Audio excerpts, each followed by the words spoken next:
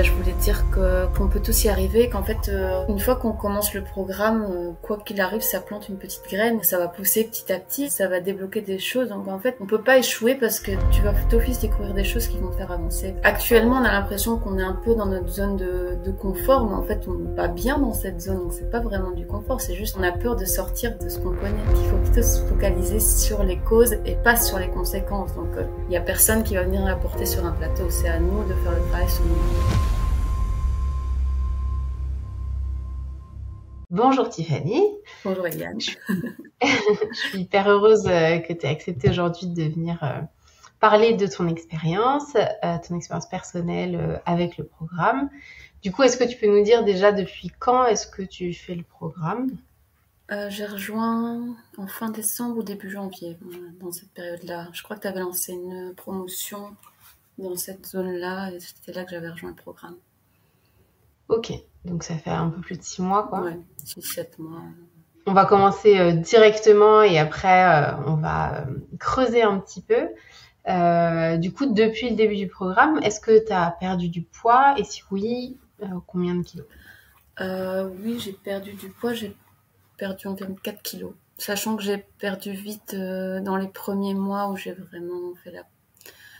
En fait, j'ai vraiment entamé une perte de poids quand j'ai commencé le programme en partant un peu sur le fait de changer de paradigme, comme t'expliques et tout. Et je suis vraiment partie en mode observateur et j'ai réussi à perdre du poids rapidement. Et puis après, j'ai plus vraiment fait attention, mais j'ai réussi à garder le même poids. Et puis ici, je me suis dit, bon, je vais essayer de perdre un petit peu pour arriver à l'objectif que je me suis fixé. Et donc ici, j'ai reperdu récemment 1 kilo et je continue ma lancée. Donc j'ai perdu un peu plus de 4 kilos, sachant que j'ai pas non plus 10 kilos à perdre. Donc c'est déjà beaucoup, 4 kilos pour moi. D'accord, ok. Et avant ça, il y a des choses que tu avais mis en place pour perdre ces kilos avant? En fait, comme à chaque fois, je me dis toujours, de toute façon, j'y arriverai pas. Donc, je me disais, je vais essayer de perdre du poids, mais en même temps, à chaque fois, dès qu'il y avait un événement ou quoi, je dis, oh, tant pis, on recommencera la semaine prochaine, puis la semaine prochaine. Puis au final, j'avais réussi à perdre 1 kilo en 6 mois, ce qui est vraiment peu. Mais j'avais pas vraiment mis des choses en place, quoi. J'avais un peu essayé de réduire les féculents et tout, mais au final, comme je mangeais beaucoup au repas, je me disais toujours, oh, c'est bon. Mais je m'étais jamais fixé vraiment un régime à suivre. D'accord, ok. Et du coup, pourquoi, à ton avis, ça avait pas fonctionné avant? J'ai l'impression que j'ai toujours eu un peu peur de manquer de nourriture. Je sais pas si c'est lié à mon enfance ou quoi, mais genre à l'apéro, je suis toujours à vouloir tout goûter, à être sûre que j'aurais le droit de manger ça, donc limite me coinfrer. À part ça, j'avais pas forcément de compulsion alimentaire. Enfin, en tout cas, c'est pas pour ça que j'ai commencé le programme, mais quand j'ai commencé le programme, en fait, j'avais pas forcément l'impression d'avoir un problème avec la nourriture, mais c'est en faisant le programme que je me suis dit, ah, peut-être il y a quand même un truc que j'avais pas remarqué avant. D'accord, donc toi, tu n'as pas commencé le programme pour la nourriture? Non. Je te suivais déjà. En fait, je crois que j'avais déjà fait un cheminement parce que je te suivais depuis que tu faisais l'alimentation intuitive, mais j'avais pas souscrit au programme ni rien, mais je suivais un peu et donc je m'étais un peu intéressée sans respecter je connais pas les principes, etc. Mais ça m'avait beaucoup parlé, donc déjà j'avais fait un gros cheminement par rapport à ça à ce moment-là. Mais et puis quand t'as changé un peu d'orientation, j'ai aussi continué de suivre et là je me suis dit ah mais oui mais en fait peut-être qu'il y a autre chose et je me suis beaucoup reconnue dans ce que tu racontais, surtout au niveau de la procrastination, de jamais finir ce qu'on commence, de tout faire en même temps, puis tout arrêter, puis reprendre, puis arrêter. Enfin, c'est un peu un tout quoi. C'était pas que la nourriture. D'accord, la nourriture, c'était un des aspects, mais Ouais. c'était pas forcément le plus important, À la c'était limite, globalement. c'était le plus simple pour moi en fait, c'est quand j'ai eu un peu un déclic en commençant ton programme que je me suis dit, ah ouais, en fait, ben ouais, j'ai un énorme problème, c'est la procrastination. Mais je vais essayer de d'abord commencer avec des mécanismes. Enfin, quand j'avais listé tous mes mécanismes de défense, je me suis dit, je vais essayer par des plus petits mécanismes qui, au quotidien, ne vont peut-être pas m'impacter. Enfin, ils m'embêtent un peu, mais bon, je sais vivre avec. Et puis après, s'attaquer aux plus gros morceaux, ça c'est encore en cours de travail. D'accord. Et du coup, je suis curieuse de savoir, même pour la procrastination, du coup, est-ce qu'il y a des choses que tu avais déjà essayées avant le Bah, programme? déjà au niveau du stress, j'avais fait le cycle de pleine conscience. C'est des cycles de 8 séances où tu apprends à vivre en pleine conscience, mais je pense que je le faisais pas avec le bon état d'esprit parce que moi je le faisais en mode c'est pour moins stresser parce que je me suis rendu compte qu'il y avait quand même du stress qui m'empêchait aussi de faire les choses où je me sentais submergée donc au lieu de commencer petit à petit je faisais rien du tout. Bah essayer de faire des to-do list, regarder des vidéos de productivité, etc. Mais au final, quand je regardais ce genre de vidéos, ça me tri... enfin, ça me trigger en fait, ça me donne pas envie de faire. Je me dis mais non, mais en fait moi je suis pas capable de faire ça, j'y arrive pas. Quand j'essaie de me poser, ou alors je fais une to-do list, mais je reste, enfin je la fais pas en fait, et je fais rien de la journée, puis je culpabilise, et je me retrouve à la fin de la journée en me sentant nulle parce que j'ai rien fait, que j'ai même pas fait la moindre tâche, que j'ai tout fait sauf ce que je devais faire. Enfin voilà, c'était, j'avais essayé de mettre des choses en place en regardant des vidéos, mais j'arrivais pas, rien que de regarder, je me disais, mais en fait, non, c'est pas pour moi, j'y arriverai jamais. Hmm. Comme si j'avais des Donc, barrières intérieures, quoi.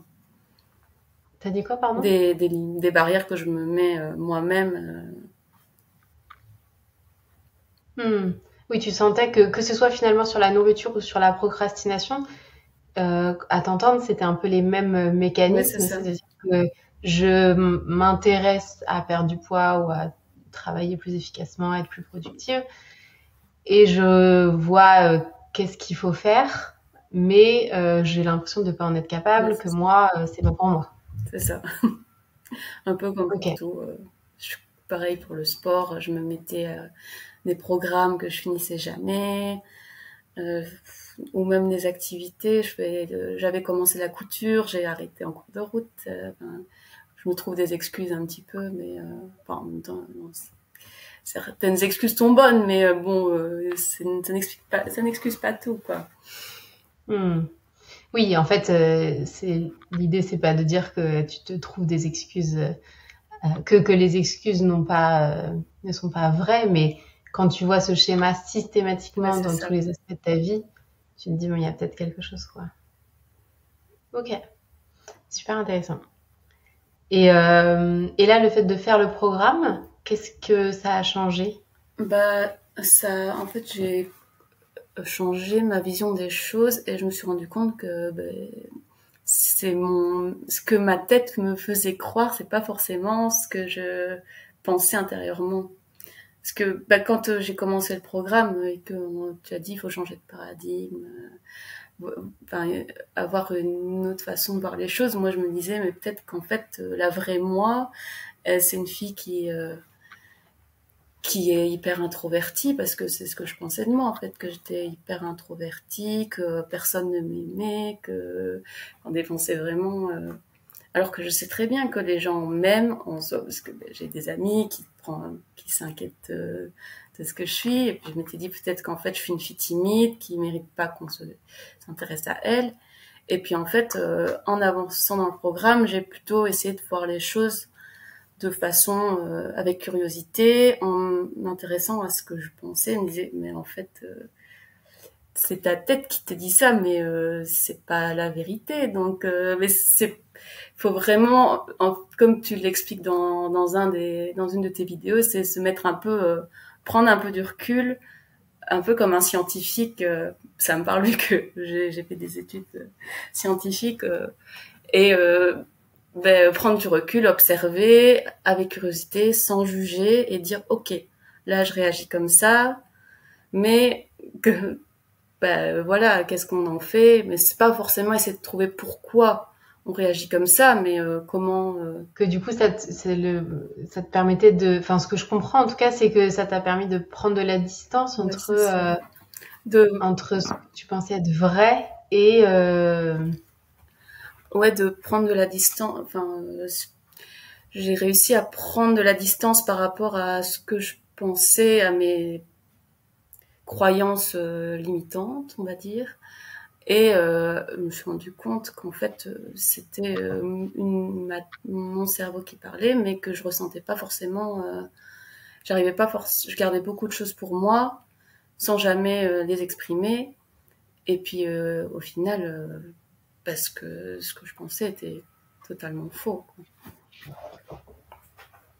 donc t'as vu une différence, t'as vu une distinction entre tes pensées et ce que tu ressentais physiquement quelque part? Oui, Et on peut ça dire ça. t'a fait voir. En fait, j'ai beaucoup toujours intériorisé. Jamais je me confie, jamais je me confiais. Toujours, je gardais tout pour moi en me disant que de toute façon, mes problèmes étaient moins importants que ceux des autres. Et, euh, et puis au final, on se rend compte que nous aussi, on a de la valeur et qu'on mérite aussi, en fait.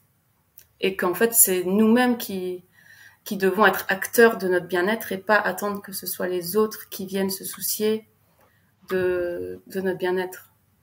Et donc ça, Hmm. c'est aussi ce que j'ai appris, de me dire, mais je vais pas attendre que ce soit quelqu'un qui vienne me sauver, entre guillemets, même si j'ai pas forcément besoin d'être sauvée, mais qui va pas, c'est pas à force que les gens vont me marquer, me dire, t'es super, je t'adore, c'est pas ça qui va faire que je vais être mieux. En fait, c'est moi qui dois faire le travail sur moi pour aller mieux et pour me satisfaire moi-même, quoi. Pour être, Hmm. me sentir bien avec moi-même.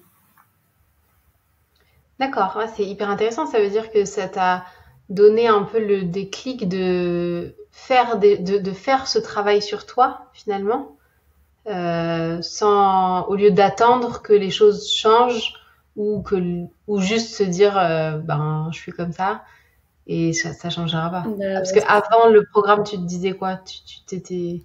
Ouais, tu te disais quoi? Dans quel sens? Ben, est-ce que parce que là, tu me dis qu'en gros, tu t'es rendu compte que c'était à toi de faire le travail, que c'était à toi de prendre les choses en main et et surtout que c'était ce qui était important, c'était toi, ta valeur de toi-même.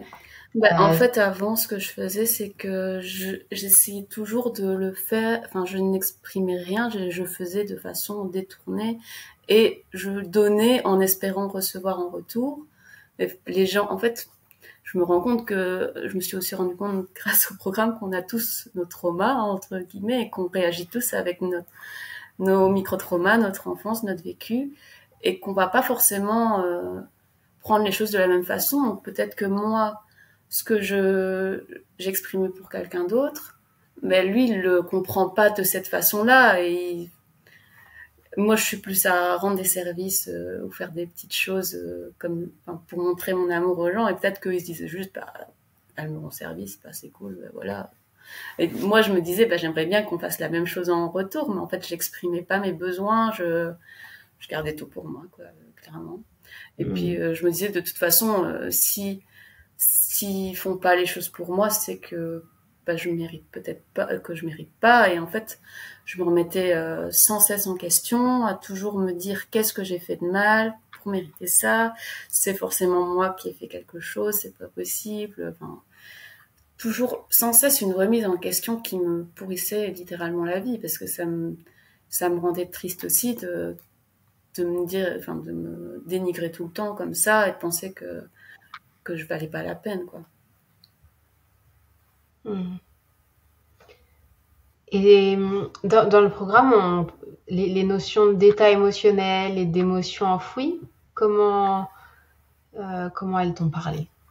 Bah déjà au départ, je m'étais dit, bah moi, je crois pas que j'ai des émotions enfouies. J'ai l'impression de tout vivre, enfin tout vivre bien. Mais en fait, je me suis rendu compte après que la colère, déjà, je la gardais beaucoup pour moi, parce que j'avais toujours peur de, bah déjà qu'on qu'on s'énerve sur moi en retour, ou alors que les gens ne m'aiment plus, ma grosse peur, ou alors ben, que ben, je sais pas que j'ai toujours eu peur du conflit et je déteste ça, mais en fait, ça me portait fortement préjudice parce que à éviter le conflit, en fait, enfin, en fait, pour moi, c'était soit de conflit, soit de rien, alors qu'en fait, on peut juste discuter calmement. Mais bon, ça, dans ma tête, c'était soit si je disais les choses, là, des d'office partir en cacahuète, quoi. Et puis, Ouais. récemment, je me suis aussi dit, en fait, est-ce que la joie serait pas aussi une émotion enfouie chez moi?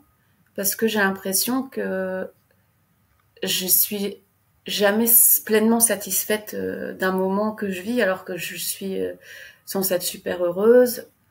J'ai toujours la petite inquiétude derrière que les autres gens ne s'amusent pas comme moi, qui n'apprécient pas le moment. Enfin, j'ai un petit exemple qui s'est passé en avril où ça m'a un peu choquée parce que je me dis mais en fait pourquoi je me soucie de ça quoi. C'était la fête de l'école de mon fils. Donc bah, la maman trop fière, j'étais trop heureuse et tout. Et puis on avait des potes qui étaient venus aussi voir le spectacle et j'ai pas pu m'empêcher de me dire ah mais ils doivent peut-être se faire chier, je sais pas, ça ne s'intéresse peut-être pas. Alors qu'au final mais ils ont décidé de venir donc en fait c'est eux qui enfin s'ils se font chier c'est pas grave en soi. On leur a pas mis le couteau sous la gorge mais tu vois c'est ce genre de truc où où je me suis dit en fait je devrais arriver à, j'arrive pas à être heureuse totalement sans avoir toujours un petit parasite qui vient gâcher ça. Quoi. Hmm. Ouais, c'est intéressant. Et du coup, c'est vrai que ce doute de soi-même constant, au final, il a beaucoup d'impact dans ta vie. Bah, ça peut gâcher des moments où j'aimerais juste profiter et vivre le moment. Et en fait, ben, ça vient un peu entacher. Même si je garde un bon souvenir, j'ai toujours la petite voix là qui vient me dire ouais mais il y a eu ça et donc le Hmm. travail avance et déjà je me rends compte de ça et je commence de plus en plus à me dire non c'est ton mental qui essaie de traduire des choses qui sont fausses et il faut que tu arrives à te défaire de ça. Hmm. Ouais, donc là, en fait, les peurs que tu as, dont tu parlais tout à l'heure, la peur de pas être aimé, la peur du conflit, euh, finalement, dans ces moments-là, elles ont tendance à prendre Ouais, beaucoup de place et du coup, il y a beaucoup de doutes qui s'installent. Et là où peut-être qu'avant, tu laissais tout ça prendre de la place et peut-être à essayer même de régler ça, aujourd'hui, tu as plus un regard neutre ouais, c'est sur ça. ce qui se passe J'arrive et plus à t'as, me dire ok en fait c'est juste une petite voix dans ma tête qui essaie de me convaincre du contraire mais je sais que en fait j'ai beaucoup plus confiance en moi et j'ai remarqué que je prenais beaucoup plus d'initiatives qu'avant. Enfin, même au travail où avant j'attendais qu'on se soucie de moi alors que parfois je pouvais rester des jours et des jours avec un problème parce que je voulais pas demander de l'aide, j'avais peur de demander de l'aide, que maintenant je prends les choses en main et je fais ah ok c'est bon. Ou même aller manger avec des collègues le midi, enfin, ça me semblait insurmontable d'aller dans le bureau d'un autre collègue pour dire salut, vous faites quoi ce midi quoi. Et alors que ça paraît bête quand j'y pense. Et maintenant, mais j'arrive à passer au-dessus, à me dire non, c'est pas ce que ton mental essaie de te faire croire, c'est pas vrai. Et donc, vas-y. Et puis, je remarque que tout se passe bien depuis que ça va. Donc, petit à Hmm. petit, bah, j'essaie de me mettre un peu des petits challenges. J'ai pas commencé par la procrastination dès le début parce que je savais très bien que c'était un gros point noir chez moi. Mais je me suis mis un peu des challenges. Comme tu avais fait pour ton challenge des 10 000 pas, je me suis aussi fait le challenge des 10 000 pas au mois de juin et j'ai réussi presque facilement au final, alors que Trop bien. et bon, ici avec les congés scolaires et tout ça, c'est plus compliqué d'aller marcher. Mais j'ai même sous la pluie, j'allais marcher pour avoir mes 10 000 pas. Et au final, la marche aussi, ça m'a beaucoup apporté. Déjà, c'est un des premiers exercices que tu proposes en programme, d'aller marcher 30 minutes. Et au début, quand je voyais ça, comme pour tout, je me disais, mais j'arriverai jamais. De toute façon, j'ai pas le temps de faire ça. Quand est-ce que je vais caser ça? Et puis finalement, en fait, quand quand on arrive à prendre un peu du recul et se dire, oui, Tiffany, c'est quoi qui t'en empêche exactement? Et puis en fait, on le fait. Puis après, au final, ici maintenant, j'ai continué au mois de juillet d'aller marcher. Ici, j'ai un peu arrêté avec les congés, le départ en vacances et c'était compliqué avec les congés scolaires tout court. J'avais juste pas la possibilité, mais je compte bien m'y remettre en septembre. Et là, tu vois, ça a changé dans le sens où, avant, quand je me disais, je m'y remets dès ce moment-là, je savais toujours qu'au fond de moi, j'arriverais pas à m'y remettre. Parce que tu vois ce que je veux dire. Que ici, je me dis, oui, je sais que je vais m'y remettre quand on aura repris un bon rythme. De toute façon, ici, pour l'instant, je ne ressens pas forcément le besoin d'aller marcher. J'ai mes séances de sport qui m'aident beaucoup aussi à me ressourcer, à réguler mes émotions. Et avant, j'avais pas cette vision-là non plus du sport. Pour moi, c'était performance, muscler, maigrir, tu vois. Alors que maintenant, en fait, je sens que j'ai besoin de ma séance de sport pour me sentir bien, quoi. Donc, j'ai vraiment une vision différente des choses pour beaucoup de choses. Ouais, en fait, dans ce que tu dis, je ressens que c'est vachement que le switch, il s'est fait de manière comme si avant tu prenais les choses, enfin que tu voulais faire les choses pour des raisons un peu, enfin comment dire, je sais pas, je ressens que avant tes décisions, elles étaient là comme si il fallait faire Ouais. ça, et que tu ressentais pas vraiment que c'était que, que c'était bon pour toi, finalement, c'était pour cocher des cases, pour accomplir des choses, alors que là, tu les fais pour toi, parce que tu sens que tu en as besoin et que Ouais. Et du coup, ça ça fait devient du bien. presque facile, en fait. Du coup, c'est ça qui est fou parce que avant, j'avais réussi à finir un programme de sport, mais quand tu vois, je suis des influenceurs qui font des programmes sportifs et j'arrivais à finir, mais difficilement en étalant sur les semaines, en disant, oh. Et en fait, c'est aussi parce que je me suis rendu compte que j'arrivais pas à dire, euh, imposer, à exprimer mes besoins et à marquer mes limites non plus chez moi, avec mon mari. Je me mettais toujours en dernier en me disant de toute façon, lui, il a du travail, il a des responsabilités, etc. Donc moi, c'est pas grave, je passerai après, je ferai. Et au final, du coup, je me mettais pas jamais en priorité, alors qu'en fait maintenant, je fais mes séances de sport 5 fois par semaine et il y a aucun souci. Bon, on doit encore trouver une organisation parce que c'est pas toujours optimal, mais ça se passe très bien. On en a discuté. Les balades de 30 minutes ont permis aussi qu'on parle à cœur ouvert un peu et que je lui explique mes ressentis. Et en fait, on se rend compte aussi parfois en communiquant que ça débloque pas mal de choses. Et depuis, il sait que j'ai ma séance de sport tous les jours, enfin tous les jours, presque tous les jours, et que c'est mon moment à moi et que j'en ai besoin et que voilà, c'est comme ça.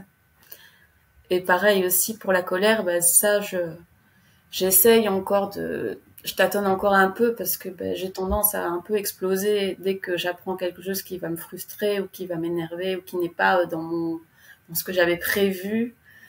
Et du coup, je sais que je m'énerve comme ça et peut-être que ça va se réguler un peu par la suite, mais je dois me calmer toute seule. Il faut pas qu'ils viennent interférer dans ma colère parce que ça fait juste rajouter de l'huile sur le feu. Et puis après, j'arrive à me réguler toute seule en fait et puis après ça passe et puis ma vie recommence comme si rien ne s'était passé. J'ai l'impression qu'avant je pouvais accumuler la colère pendant plusieurs jours et ruminer, vraiment ruminer pendant plusieurs jours à me dire ah ouais mais il y a ça et ça et ça. Au final maintenant j'arrive à me dire ok là je suis en colère, je m'énerve un bon coup sur moi, sur personne. Bon, je l'appelle pour dire ah il y a ça qui m'énerve, mais c'est bon, je voulais juste te le dire. Et puis après je vais dans mon coin, j'exprime ma colère et puis après je passe à autre chose quoi en fait. Alors qu'avant, t'aurais fait quoi? Avant, T'aurais rien dit à quelqu'un? j'aurais fait des reproches en douce, j'aurais gardé pour moi, et puis à un moment, il y aurait tout qui explosait avec tous les reproches que j'ai accumulés. Et en fait, comme ce qui se passe quand tu communiques pas, c'est que tu te fais des idées, tu commences à monter une petite tour de choses, et puis à un moment, il y a tout qui explose, et c'est pire que tout au final. Alors que si t'arrives à l'exprimer tout de suite, au moins, voilà, c'est fait. Et ça, il n'y a pas de dégâts. Alors que, oui, clairement, quand tu gardes trop pour toi et qu'il y a tout qui explose, à un moment, il y a plus il y a pas vraiment plus de retour en arrière, mais ça peut aussi casser quelque chose et dire, en fait, cette personne pensait ça de moi, alors que si on avait directement discuté, voilà, ça serait fini. Hmm. C'est super intéressant ce que tu dis parce que, en fait, quand on compare les deux situations, avant et maintenant, tu te rends compte que dans les deux cas, il y a de la colère parce que ça fait partie de la vie, du quotidien. Mais dans un cas, avant, c'est comme si tu la reconnaissais pas en tant que telle et du coup, tu réprimais ça parce que, je sais pas, soit tu t'estimais ne pas que ça mérite que voilà tu devais pas te mettre en colère parce que tu avais peur de la réaction des autres parce que ça méritait pas de se mettre en colère, mais au final elle était là que tu Ouais. le veuilles ou non, alors que là elle est là mais tu la reconnais directement, tu vis avec elle et puis après finalement elle passe et toi tu passes à autre chose aussi Et je quoi, et les rajouterais choses même même. que j'ai pas forcément besoin d'exprimer ma colère envers quelqu'un, en fait. Que Hmm. avant j'avais l'impression justement que je devais exprimer à la personne, mais comme je voulais pas le conflit, encore une fois, je le faisais pas, et que maintenant en fait je me dis mais à quoi bon me mettre en colère contre la personne, en fait c'est absurde. Bon, des fois peut-être que ça peut être le cas, mais en l'occurrence dans beaucoup de situations, ça mérite pas forcément de se mettre en colère. Moi ça me met en colère, mais est-ce que la personne mérite que je me mette en colère contre elle? Pas forcément. Hmm. Je trouve ça hyper intéressant ce que tu dis, et même sur les séances de sport. Euh, Parce que souvent, quand on n'arrive pas à faire ces séances de sport, on s'invente souvent des excuses, comme on disait tout à l'heure, pas que ce soit pas que ce soit péjoratif, mais c'est vraiment comme si on se racontait des histoires en se disant bah non mais j'ai pas le temps, mais lui mon mari il a besoin de temps aussi, donc voilà, et en fait on s'empêche de faire des choses et même on projette des choses dans l'esprit des autres alors qu'on leur a même pas demandé C'est ça. Et on et on leur n'a même pas juste partagé nos propres envies, et finalement se rendre compte de ça, prendre de la distance avec ça, parce que quand on est dedans, on a l'impression que c'est la seule réalité, que c'est ça notre vérité et que on voit pas comment faire autrement. Et au final, on fait des reproches à l'autre alors que l'autre n'a rien demandé, qu'il n'était même pas au courant que Oui, nous, on était en train de se construire un petit château de cartes dans notre tête. Et en fait, quand il sait, il fait mais enfin, tu m'aurais dit, t'inquiète, je peux comprendre que t'aies besoin de ça. Mais bon,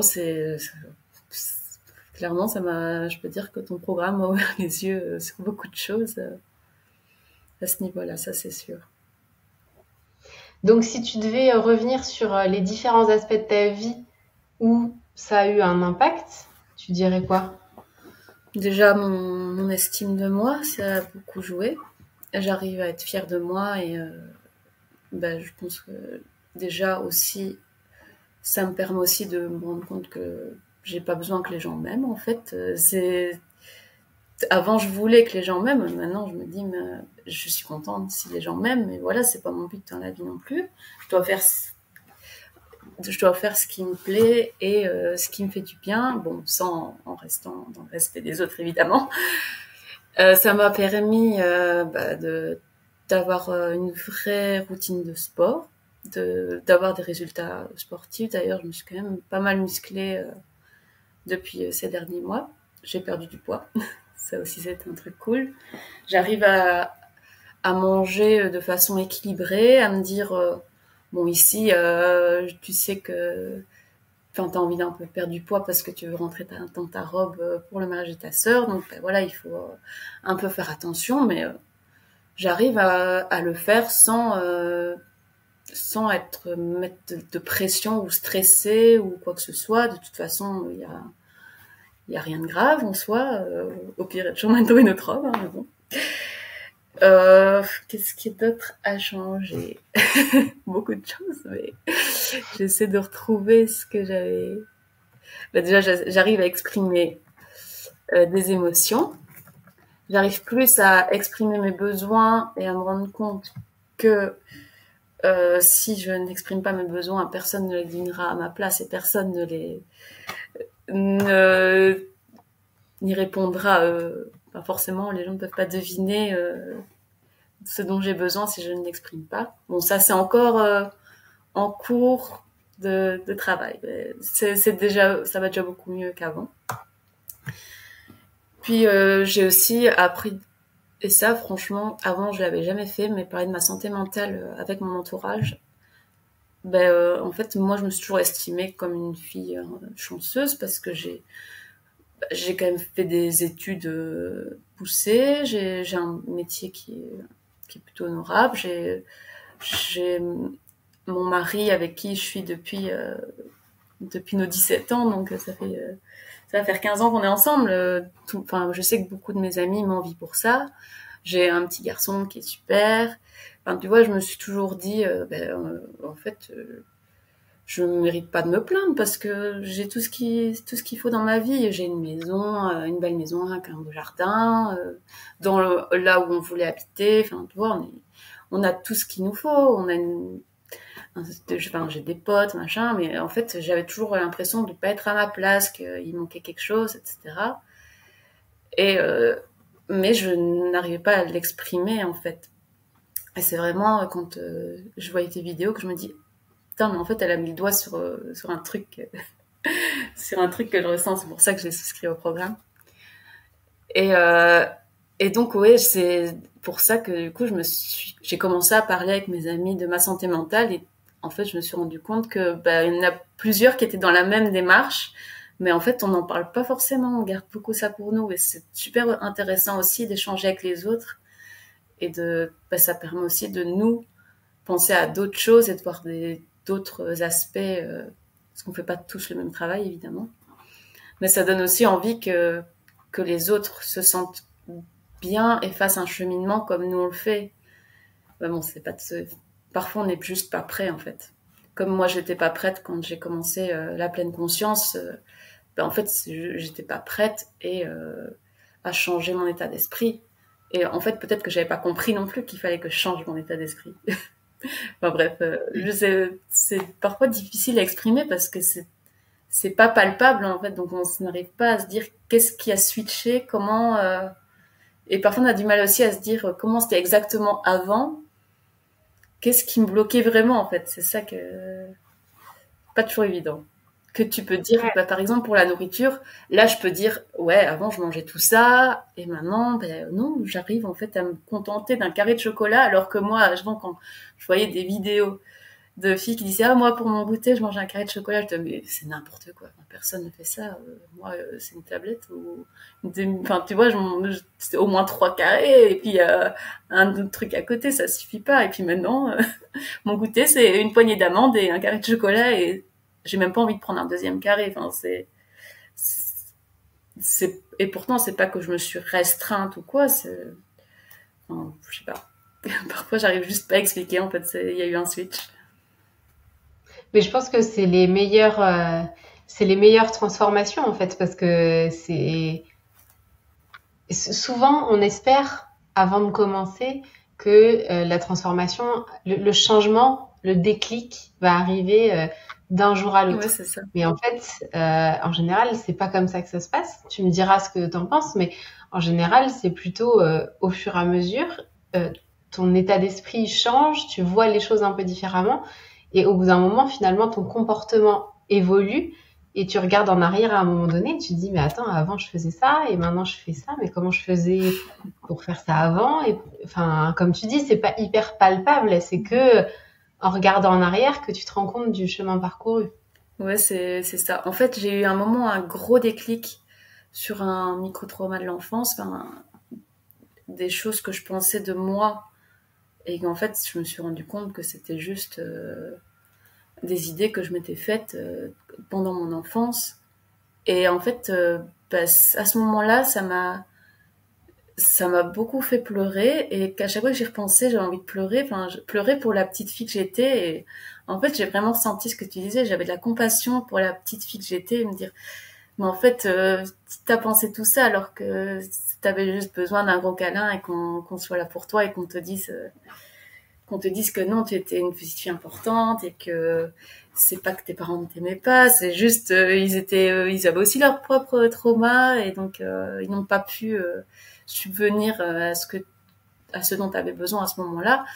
Et puis à partir de ce moment-là, en fait, c'est là que ça a commencé à découler, ouais, progressivement les changements qui sont toujours en cours d'ailleurs. Mais il n'y a pas C'est eu hyper un important. gros déclic qui a fait du jour au lendemain, ça y est, tout était fini.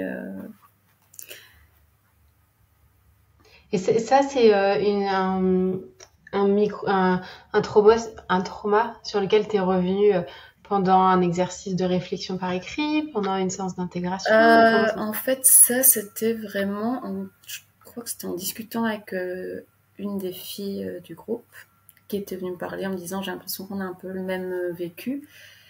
Et puis en fait, bah, j'écrivais dans mon carnet. À ce moment-là, j'ai beaucoup ressenti le besoin d'écrire dans mon carnet tout ce que je ressentais. Était un peu, ça, du coup, il y a plein de pensées qui découlaient. Enfin, je partais un peu dans tous les sens. Et puis, du coup, j'ai discuté de mon enfance avec elle parce qu'on avait toutes les deux eu, je sais plus si elle avait un frère ou une sœur, mais moi j'ai une sœur. Et puis à ce moment-là, je me suis dit, ah, mais en fait, bah, en fait, moi j'ai toujours été jalouse de ma sœur, et du coup j'étais la fille égoïste parce que je faisais toujours ce que ma sœur elle avait. Je faisais un peu enfin, des caprices, comme les adultes pourraient interpréter ça comme un caprice, parce que ben, je voulais toujours ce que ma sœur avait. Si j'avais pas ce qu'elle avait, ben, je me mettais en colère. Enfin, je me mettais pas vraiment en colère, mais j'étais pas contente. Et puis du coup, j'ai recommencé à ce moment-là. C'est là que je me suis rendu compte qu'en fait, j'ai commencé à réprimer parce que justement, je me disais que c'était pas bien mon comportement. Et alors que ce qui s'est passé, en fait, c'est juste que j'ai une petite sœur. Alors que moi, j'étais encore un bébé parce que ma sœur est née quand j'avais 11 mois. Et donc, j'ai jamais eu mes parents pour moi toute seule, et je suis tout de suite devenue Tiffany, la fille qui est autonome, qui se débrouille toute seule, qui a pas besoin d'aide. Alors que ma sœur, c'était tout l'inverse. Il fallait toujours être là pour elle. Elle avait besoin de beaucoup de câlins et tout. Moi, je réclamais rien. Donc, au final, ben, inconsciemment, mes parents, ils répondaient aux besoins de ma sœur qui sautait toujours dans leurs bras et qui a toujours besoin de leur aide. Et de leur soutien. Et moi, bah, Tiffany, bah, de toute façon, Tiffany, ça va, elle s'en sort toujours. Et donc, je crois que c'est ça que j'ai réprimé. Et donc, bah, quand je me suis rendu compte de ça, je fais punaise, mais en fait, j'avais juste besoin que mes parents, ils viennent me voir et te disent, bah, toi aussi, Tiffany, on t'aime et tout. Et si t'as besoin d'aide, on est là pour toi et t'inquiète pas. Et en fait, c'est moi-même qui me suis mis dans ma tête d'enfant que j'avais pas besoin d'aide, et qui me suis mis de côté, quoi. Mhm. Mais je m'en suis rendu vraiment, j'ai eu ce déclic en écrivant dans mon carnet, et puis en fait j'ai fait, mais oui. Et puis après j'ai refait une séance d'intégration justement avec ce moment-là, et bah, du coup c'est vraiment à ce moment-là que j'ai pu mettre, parce que au début ça me faisait pleurer beaucoup quand j'y repensais. Puis j'ai fait une séance d'intégration en me rappelant ce moment-là, et puis là j'ai vraiment réussi à avoir l'adulte que je suis qui est venu consoler l'enfant que j'étais. Donc ça s'est passé en plusieurs étapes. Ah, ça devait être hyper intense. Franchement, c'est hyper intéressant d'avoir fait tout ce cheminement toute seule. Enfin voilà, que t'aies pris le temps et que tu te sois investi comme ça sur toi en fait. Bon, après, j'ai un peu lâché le programme ici, mais comme je sais que tu vas faire une mise à jour en septembre, je me disais, bah, je vais peut-être reprendre à zéro parce que me dire, je vais voir comment enfin, comment je vais réagir au programme maintenant que j'ai une façon différente de voir les choses et peut-être que justement, ça va encore me débloquer d'autres choses. Donc, j'attends Ouais, la petite mise à jour pour il y a voir. des chances pour, ouais, il y a des chances pour que tu vois d'autres choses. Ouais. Mais déjà, enfin, je trouve ça hyper impressionnant enfin, tout ce que tu m'as raconté là, de le faire toute seule ou alors en parlant avec quelqu'un, en étant à l'écrit, en faisant une séance d'intégration. Enfin, c'est quand même toi et toi-même, tu vois. Donc, bah, C'est, j'ai toujours été un peu à tout faire toute seule. Et ouais, aussi, ben, j'avais pensé à un moment avoir un psy un peu pour en parler, mais en fait, bah, encore une fois, dans l'histoire de ma confiance en moi, j'avais toujours peur que la personne en face de moi ne comprenne pas ce que je ressente et minimise en fait mes ressentis.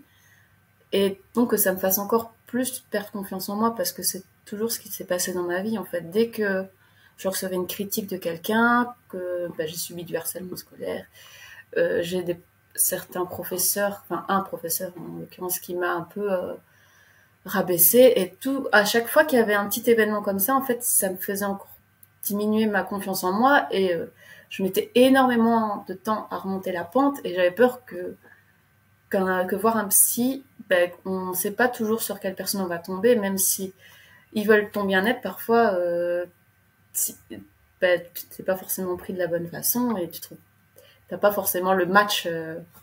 Et donc j'avais peur de ça aussi. C'est pour ça que ton programme, je le trouvais hyper intéressant parce qu'au moins il permettait que je je reste dans mon rôle de je me débrouille toute seule, mais en même temps, je, ben, je, je reçois de l'aide, quoi. Et puis au final, avec le groupe Facebook, et les filles, on s'entraide à fond, on peut discuter ensemble, échanger, ou même juste parfois lire des témoignages et on se reconnaît dedans, ou alors on peut apporter notre point de vue à l'autre, même si aucun point de vue est le bon ou qui, enfin voilà.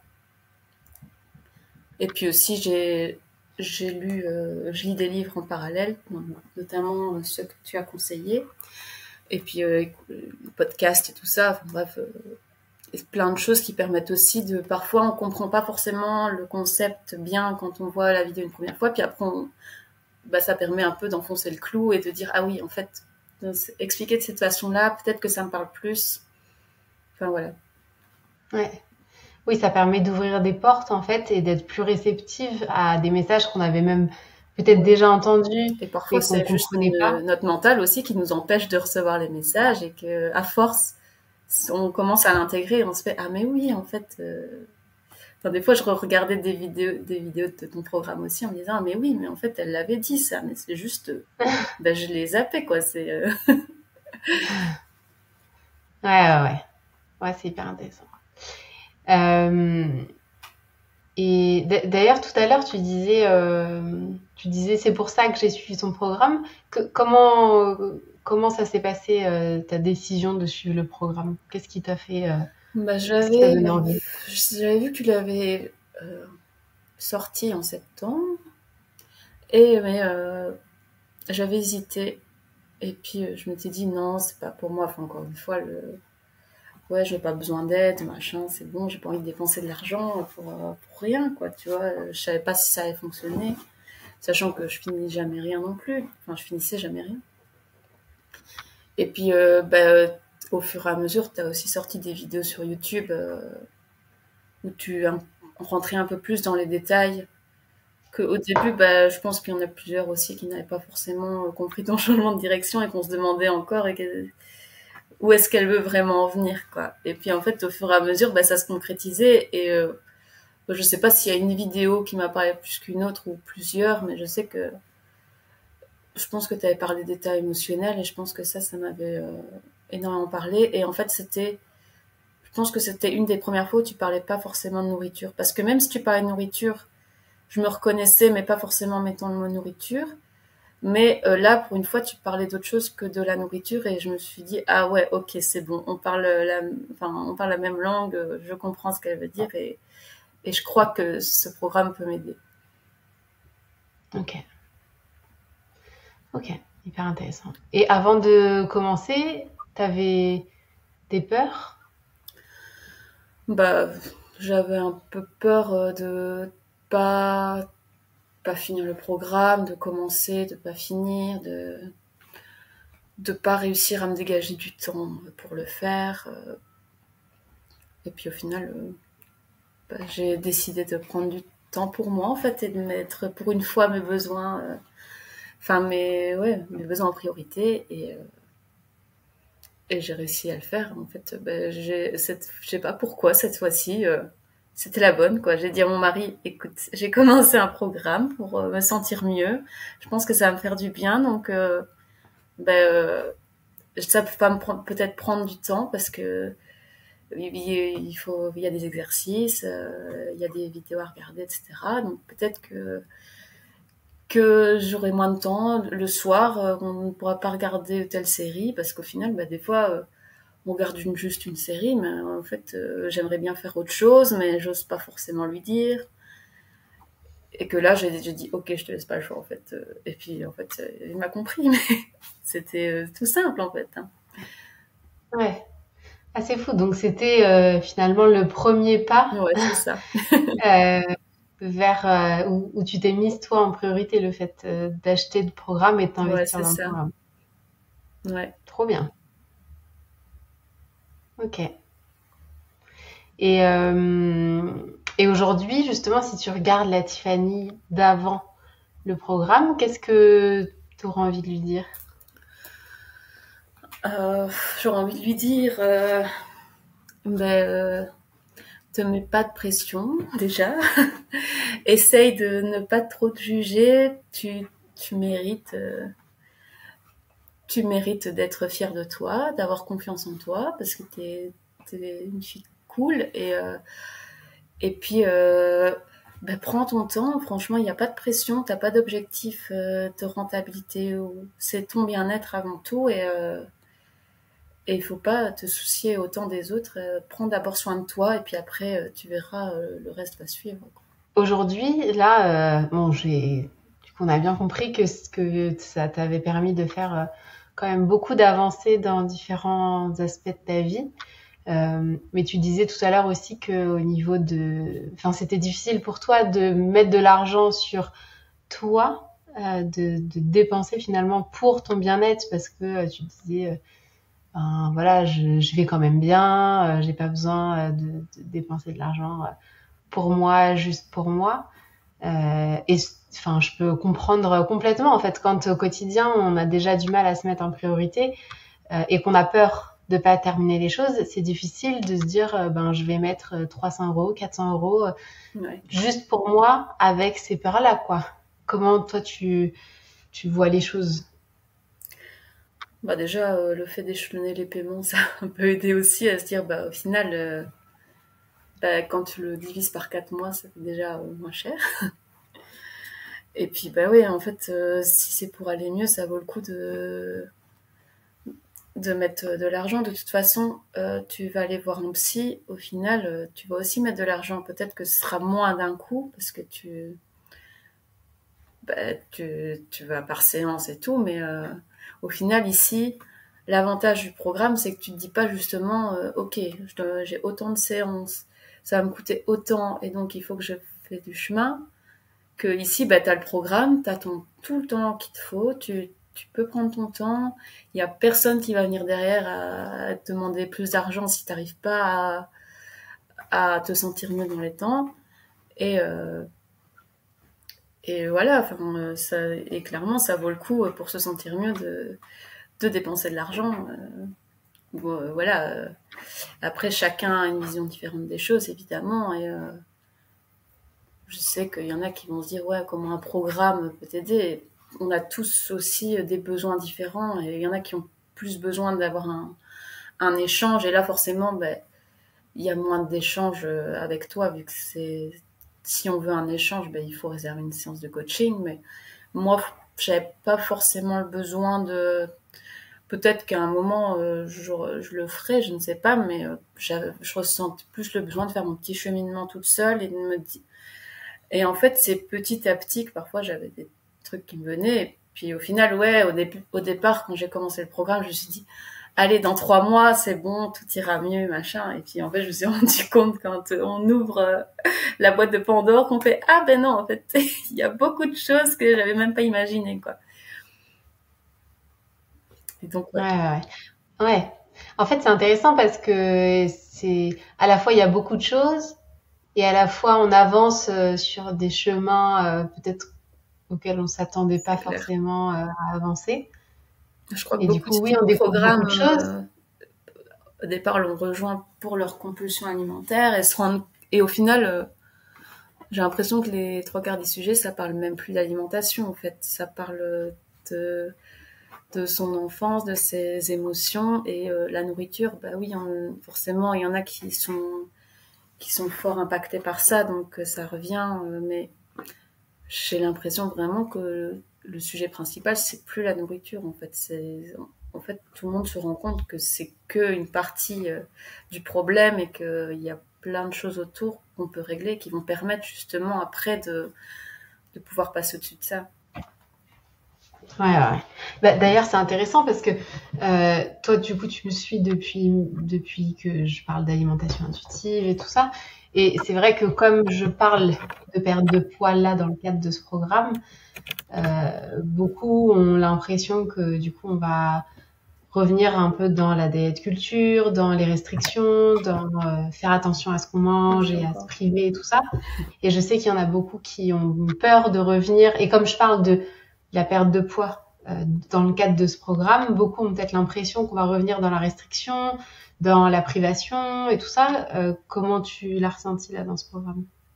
Bah, on parle pas vraiment d'alimentation dans le programme au final. Et moi, en tout cas, je perds du poids, mais je me prive pas du tout, quoi. Je mange ce que je veux et tout est une question d'équilibre. En fait, quand tu as réussi à prendre du recul, tu arrives à te dire, en fait, voilà, tu arrives beaucoup plus aussi à être à l'écoute de ton corps et de tes ressentis et te dire, mais en fait, là, j'ai plus besoin de manger, j'ai assez mangé. Bon, après, forcément, quand tu veux mettre en place une perte de poids, c'est autre chose parce que tu dois quand même faire un peu un déficit calorique. Donc, enfin, au début, j'ai un peu calculé pour voir qu'est-ce que je dois mettre en place pour perdre un peu de poids.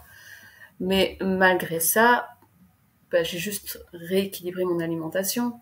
J'ai juste dit, ok, les féculents, j'en mange un peu trop, je vais réduire à ce niveau-là. Lipides, c'est un peu pareil, manger un peu plus de protéines pour justement la construction musculaire et quand tu fais du sport, tu perds plus du gras que du muscle. Mais j'ai pas, enfin, j'ai pas l'impression de me restreindre ou de, enfin, je crois pas que je vais retomber dans, enfin, tu vois, j'ai pas l'impression de m'engueuler ou, enfin, tu vois, comme on disait tantôt, je me juge pas. Donc, si à un moment j'ai envie de manger un truc, l'autre jour j'avais envie de faire des crêpes. J'ai dit on fait des crêpes et c'est bon quoi. Enfin, c'est pas, de toute façon c'est pas un jour ou un week-end où tu vas dire ok ici je fais pas attention à ce que je mange, je reprendrai la semaine prochaine. Avant je me disais ça mais je le faisais pas, que maintenant comme avec ma vision différente des choses j'arrive à me dire oui j'ai repris ici ce week-end j'ai un peu avec tous les mariages etc qui a cet été forcément on fait moins attention et puis lundi j'ai dit ok c'est bon je reprends ma nourriture équilibrée, comme si de rien n'était, sans difficulté en fait. Mais ouais, Hmm. enfin, je me dis pas, déjà je fais un régime, même si je mange un peu moins, je mange quand même ce que j'ai envie, quoi. C'est juste, il faut en tenir compte dans le total de ce que tu manges dans ta semaine. Voilà, là tu manges un peu plus, donc peut-être qu'à ce moment-là, tu feras un peu plus attention. Et encore, En fait, dans ce que tu dis, j'ai l'impression que c'est ce qui change, c'est la partie. C'est pas tant le contenu ou la manière de faire, de manger qui a changé. C'est plutôt le côté pression, se parler mal, obsession. Ouais, c'est ça. Parce que même avant, j'arrivais pas forcément. Déjà, on a toujours aussi la pensée limitante de se dire pour perdre du poids, il faut manger moins. Mais en fait, c'est pas forcément la vérité, hein. Il faut pas forcément manger moins, il faut manger mieux et voir. Parce que quand on s'intéresse du coup un peu plus à l'alimentation, on se rend compte qu'il y a des macronutriments qui doivent se manger dans des quantités spécifiques. Et ça, avant, déjà, je ne m'intéressais pas du tout à ça parce que je me disais, de toute façon, moi, j'arriverais pas à manger moins, mais en fait, c'est pas ça qu'il faut faire parce que tu vas juste tuer ton métabolisme et pas du tout perdre du poids, ou alors on perd très vite, mais tout reprendre quand tu vas remanger normalement. Et que ouais, voilà, j'ai eu un switch à me dire, ben, je vais vraiment me poser, me pas me mettre la pression, enfin, c'est vraiment comme ça que j'ai commencé au début, en fait. J'ai mangé normalement et j'ai regardé quelles étaient les proportions des macros que j'ingérais, combien de calories ça me faisait sur une journée, et j'ai fait OK.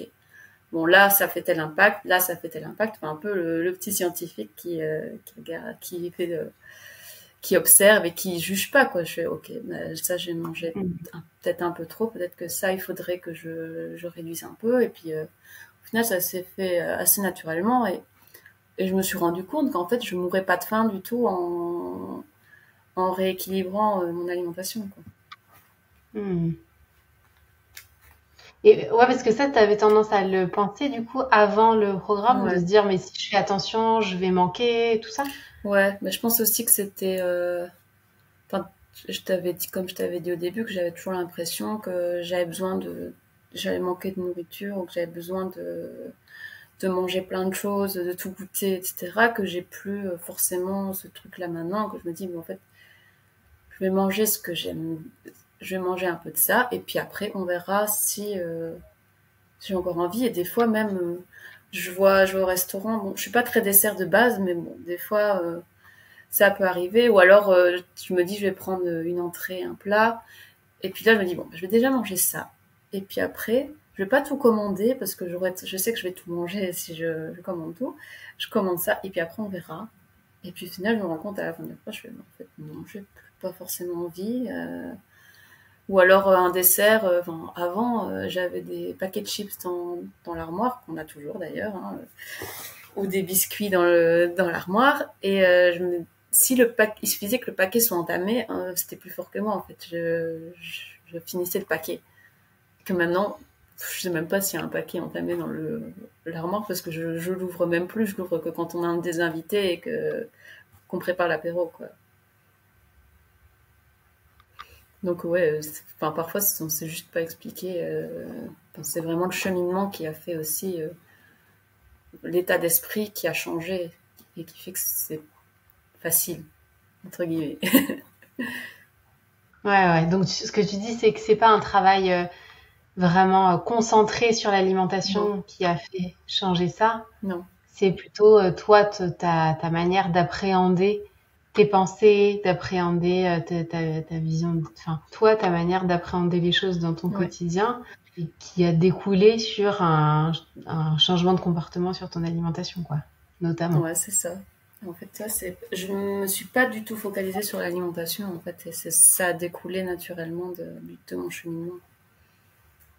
Parce que, comme je te dis, à la base, en fait, je pensais que l'alimentation, c'était pas forcément un problème. Donc, Ouais, enfin, je trouve ça fou de voir ça parce que en général, avant de commencer, on a tellement essayé des choses sur l'alimentation que, ben, on se dit que c'est vraiment l'alimentation le problème. Et en fait, là, ce que tu nous dis depuis le début, c'est que en faisant le programme, tu te rends compte que l'alimentation ou la procrastination ou même ton rapport avec les autres, que ce soit ton mari ou tes collègues et tout ça, c'est plutôt une conséquence de toi, ton rapport avec ouais. toi, en fait. Je pense que j'ai posé toutes mes questions. Je sais pas si toi, tu voulais ajouter quelque chose. Ben, je voulais dire qu'on peut tous y arriver, qu'en fait, ben, une fois qu'on commence le programme, quoi qu'il arrive, ça plante une petite graine et ça va pousser petit à petit. Et en fait, ça va débloquer des choses. Donc en fait, on peut pas échouer parce que tu vas d'office découvrir des choses qui vont te faire avancer.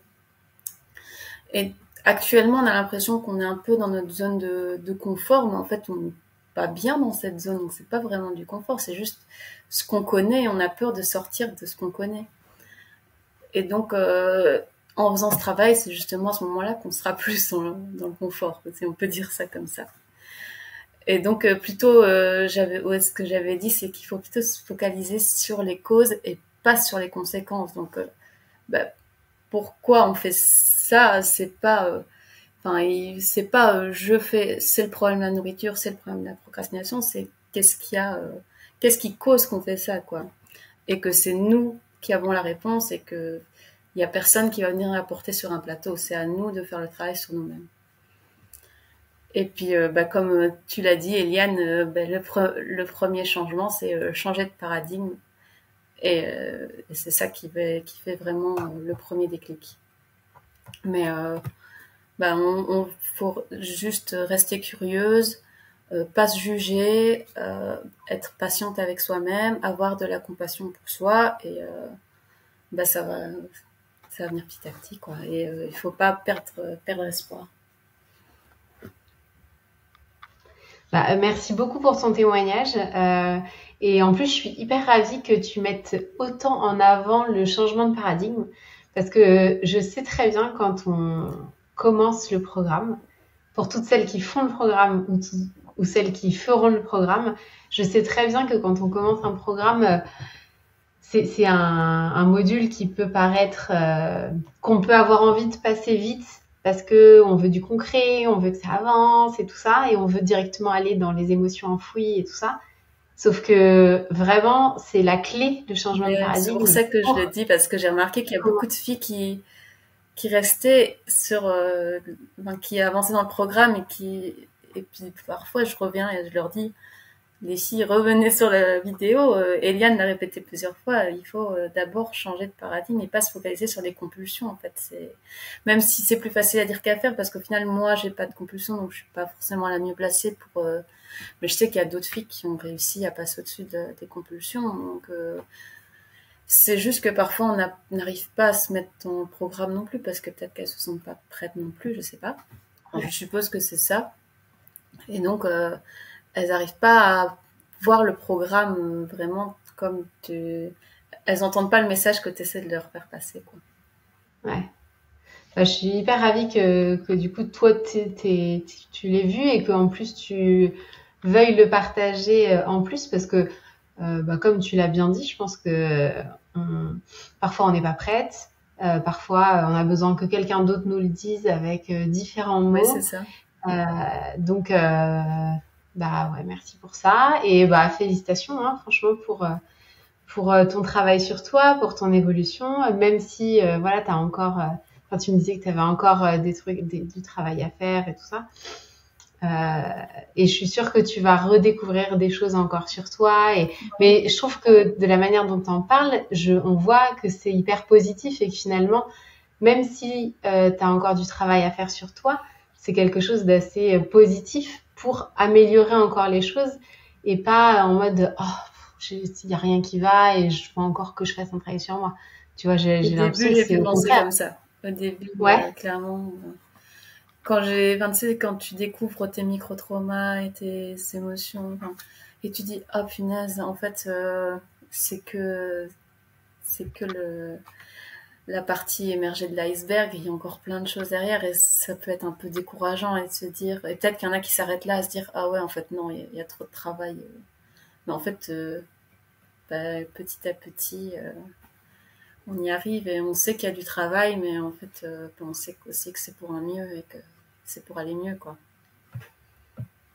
et d'ailleurs, dernière question, et après je te laisse si ça te va. Oui. Euh, Tant que tu parles de ça, je me suis dit, est-ce qu'il y a eu des moments justement difficiles où tu t'es dit, bon c'est bon, j'arrête, ou bon c'est pas pour moi, ou c'est trop dur, ou je sais pas. Non, je crois pas que j'ai eu vraiment des moments où je me suis dit que j'arrêtais, quoi. Enfin, après, tu as toujours un peu une petite voix dans ta tête qui te dit, mais bon, c'est jamais venu au point que j'ai eu envie d'arrêter, quoi. t'as toujours un peu un truc de te dire, bah, ça sert à quoi de faire ça? La douche froide, ça sert à quoi, là? Ouais. Et en fait, je crois qu'au moment où je l'ai fait, je me disais, je sais pas pourquoi je fais ça et tout. Et en fait, c'est venu plus tard dans le programme parce que j'ai continué. Et d'ailleurs, je continue toujours à prendre ma douche froide. Ah ouais? Ouais. De me dire que, bah, en fait, moi, je me suis toujours dit que pour avoir les choses, il fallait souffrir à la limite, tu vois. Et que je me dis, ben, en fait, peut-être que je dois souffrir pour. Enfin, je sais pas, c'est un peu bizarre comme pensée, peut-être. Mais, et que la douche, ben, en fait, je me disais, bah, c'est bon, je le fais parce que de toute façon, c'est comme ça, il faut le faire et tant pis. Et donc, au final, c'était même pas difficile pour moi parce que je me disais, bah, de toute façon, je sais que je dois en chier si je veux arriver à la fin, tu vois. Mais bon, maintenant, au final, je fais ma douche froide et j'en chie pas, mais j'aime bien parce que ça me permet de respirer, me ressourcer. Et jamais, Ok. limite, quand je sors de ma douche, je dis, ah, mais je vais prendre ma douche froide. Ah, mais j'y retourne parce que je sais que quand je ressors de ma douche, mais je me sens juste bien, tu vois. Ah ouais. C'est ça. Ok. Bon, bah, merci beaucoup, hein, encore une fois. Franchement, c'était hyper intéressant. Je pourrais rester discuter encore longtemps. J'avoue que je m'attendais pas à ce que ça dure aussi longtemps. Ouais. Bon, bah, merci beaucoup, Tiffany. Bah, merci à toi. Et je te souhaite une belle journée. Et toi aussi. Et bonne continuation dans ta grossesse, hein, que tout se passe bien. Merci beaucoup. Bye bye.